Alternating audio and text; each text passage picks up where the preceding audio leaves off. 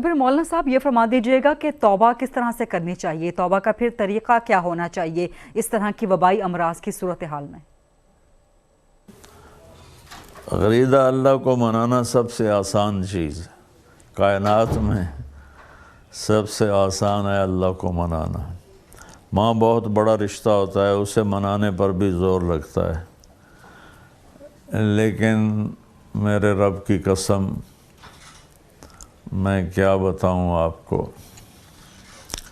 میرا رب کہتا ہے میرا بندہ، میری بندی تو اتنے گناہ کر، اتنے گناہ کر کہ زمین بھر دے، پھر زمین کے اوپر اپنے گناہوں کی تہ لگا،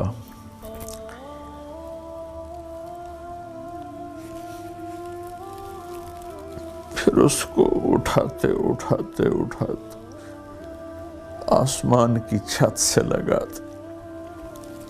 مجھے بتاؤ کون اتنے گناہ کر سکتا ہے؟ میرے رب کی قسم پوری دنیا کے انسان جو مر گئے، جو زندہ، جو آئیں گے، پوری کائنات کے جنات جو مر گئے، جو زندہ، جو آئیں گے، یہ سارے مل جائیں اور قیامت تک گناہ کرتے رہے تو اتنے نہیں کر سکتے کہ آسمان تک چلے جائیں۔ اور میرا اللہ کہتا ہے طارق جمیل غریدہ، یہ لے زندگی، یہ لے طاقت، اور اتنے گناہ کر کے آسمان کی چھت کو لگ، پھر صرف ایک دفعہ مجھے کہنا یا اللہ معاف کر دے تو میں سارے معاف کر دوں گا، ولا ابالی، اور مجھے کوئی پرواہ نہیں ہوگی۔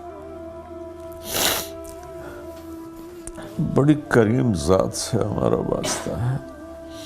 میں اپنی تمام ساری قوم سے کہتا ہوں، دو بول بول دیں یا اللہ میری توبہ، سب معاف کر دے گا، پھر پلٹ کے پیچھے نہ جائیں اور اپنی توبہ پہ پکے ہو جائیں، چاہے حقوق اللہ ہیں چاہے حقوق العباد ہیں، اس کی تلافی کی پھر کوشش کریں، پھر ٹوٹ جائے پھر توبہ کر لیں۔ میرے نبی کا فرمان ہے دن میں 70 دفعہ توبہ ٹوٹے، 70 دفعہ توبہ کر لو تو اللہ تعالیٰ خوش رہتا ہے۔ تو اللہ سے معاملہ بڑا زبردست ہے، جتنی دفعہ ہم توبہ کریں گے اتنی دفعہ معاف کرے گا۔ وہ ایسا نہیں ہے کہ وہ کہے گا کہ مجھے جاوید چوہے صاحب میرے بہت پیارے دوست ہیں، بھائی ہیں، مجھے ان سے بہت محبت ہے، میں ان کی بہت قدر بھی کرتا ہوں، ان کے قلم کا مرید بھی ہوں میں۔ وہ مجھ سے کہنے لگے آپ یہ بات کرتے ہیں کہ جتنی دفعہ توبہ کرو اللہ معاف کرتا ہے، تو آپ کا نوکر 2-3 دفعہ کرے غلطی، آپ اس کو رکھیں گے، آپ نکال نہیں دیں گے؟ میں نے کہا آپ نے اللہ اور طارق جمیل کو ایک بنا دیا، میرا تو بیٹا اگر بار بار کرے گا میرے ساتھ زیادتی تو میں تو اس کو بیٹے کو نکال دوں گا، نوکر تو بعد کی چیز ہے، وہ تو اللہ ہے، وہ اللہ جس کی نہ کوئی ابتدا ہے نہ انتہا ہے، اسی طرح اس کی رحمت کی نہ ابتدا ہے نہ انتہا ہے۔ ساری کائنات مل کر گناہوں سے کائنات بھر دے، ایک دفعہ کہہ دیں یا اللہ معاف ہو گیا، جاؤ معاف کیا۔ تو میں ساری قوم سے اپیل کروں گا سب مل کر توبہ کریں، 2 نفل پڑھیں یا صرف زبان سے ہی کہہ دیں، لیکن پھر ایک شرط ہے پلٹ کے واپس نہ جائیں، اگر ہو جائے تو بھی کوئی مسئلہ نہیں، پھر دوبارہ توبہ کر لیں، پھر توبہ کر لیں، پھر توبہ کر لیں۔ ایک شخص تھا بنی اسرائیل میں، موسیٰ علیہ السلام کی قوم میں تھا، بہت گناہ گار تھا، بہت گندی زندگی تھی۔ جب وہ مرنے لگا تو اس نے اپنے بیٹوں سے کہا کہ میں نے بہت غلط زندگی گزاری ہے، میری بخشش شاید نہ ہو، تو میں جب مر جاؤں تو مجھے جلا دینا، اور میری راکھ آدھی پانی میں بہا دینا، آدھی ہوا میں اڑا دینا، تاکہ میرا جسم بکھر جائے اور میں اللہ کے سامنے کھڑا ہی نہ ہو سکوں۔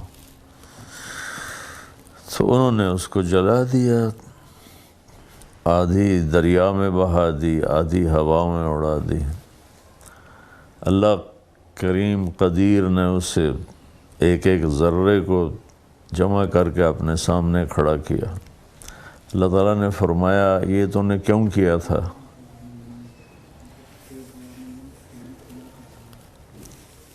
اس نے کہا یا اللہ میں ڈر گیا تھا۔ اللہ نے فرمایا مجھ سے ڈر گئے تھے؟ کہ جی ڈر گیا تھا۔ کہ اچھا جاؤ معاف کیا۔ تو اللہ کو معاف کرنا بہت پسند ہے، بشرطے کہ حیا ہو، بشرطے کہ شرم ہو، ندامت ہو۔ لیکن اگر ایسا ہو کہ دیکھ لیں گے جو ہوگا تو یہ تو بہت نادانی والی بات۔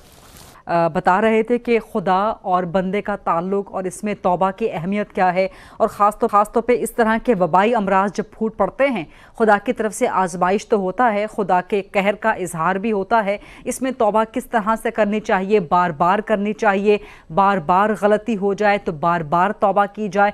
تو جس طرح سے آپ نے کہا کہ اگر ایک دفعہ غلطی ہو جائے توبہ کریں، پھر غلطی ہو پھر توبہ کریں، تو کیا اس طرح کی بار بار کی توبہ بار بار قبول ہوتی ہے؟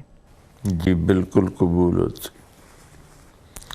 میں نے آپ سے عرض تو کیا، میرے نبی نے فرمایا اگر سچی ندامت کے ساتھ دن میں 70 دفعہ بھی توبہ ٹوٹے اور وہ کر لے تو اللہ تعالیٰ اسے معاف فرما دیتے۔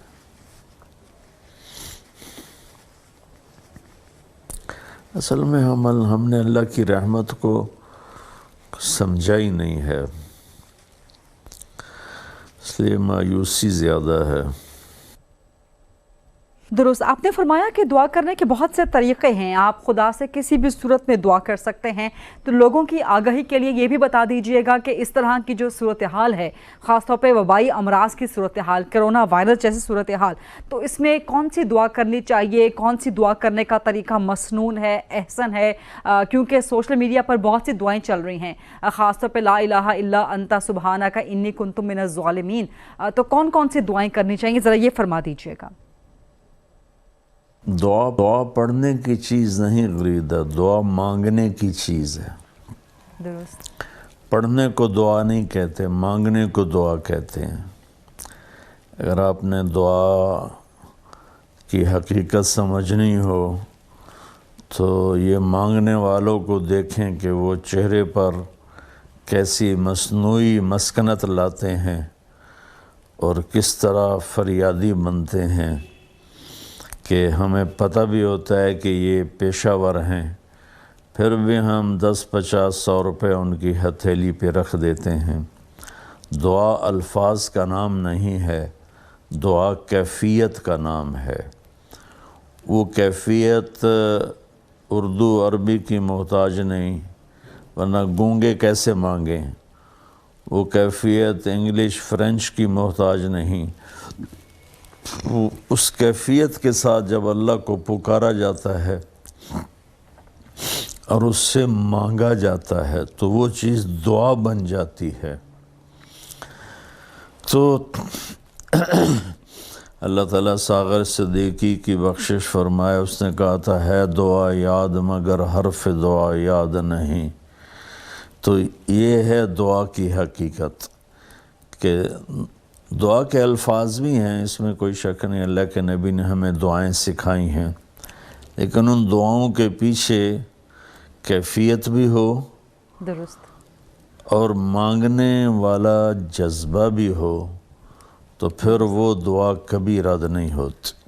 ٹھیک، تو دعا ہمارے ماحول میں ہے ہی نہیں، ہمارے ایسے رٹی رٹائے الفاظ ہوتے ہیں، وہ ہم پڑھ دیتے ہیں پھر کہتے ہیں ساڑی سندا نہیں۔ مانگا جاتا ہے، دعا مانگنے کی چیز ہے۔ تو مانگنے کا سلیقہ ہو تو وہ ہم تو مائل بکرم ہیں، کوئی سائل ہی نہیں۔